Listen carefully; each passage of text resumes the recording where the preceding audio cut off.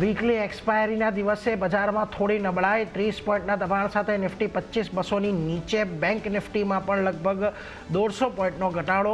Mid કેપમાં પણ નબળાઈ સાથે કારોબાર. આજે બજાર પર આઈટી શેરોનો દબાણ. ઇન્ડેક્સ લગભગ 1% ઘટ્યો. પરિણામો પછી પરસિસ્ટન્ટ અને કોફોર્જ 6 થી 7% ઘટ્યા અને ફ્યુચર્સના ટોપ લૂઝર્સમાં સામેલ, જ્યારે પરિણામો બાદ ઇન્ફોસિસમાં પણ ઘટાડો.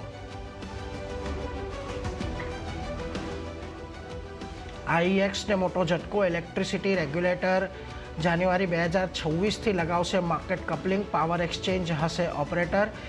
ડે અહેડ માર્કેટ એટલે કે ડીએમાં લાગુ થશે નિયમો. શેરમાં આવ્યો 10% સુધીનો ઘટાડો.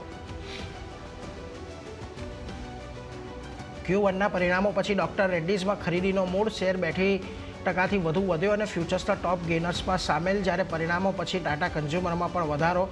ફોર્સ મોટર 13% પરિણામો બાદ ઉછાળ્યું.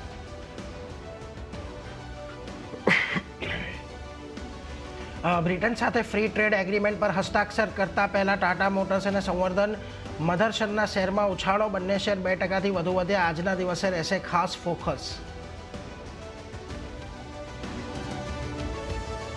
અને નિફ્ટીની 3 કંપનીઓ બજાજ ફાઇનાન્સ, નેસ્લે અને એસબીઆઈ લાઈફ જાહેર કરશે પરિણામ. બજાજ ફાઇનાન્સના નફામાં 17%, તો એનઆઈઆઈમાં 22%થી વધુનો ઉછાળો શક્ય. સાથે જ કેનેરા બેંક, ઇન્ડિયન બેંક સહિત વાયદાની 13 કંપનીઓના આજે પરિણામ.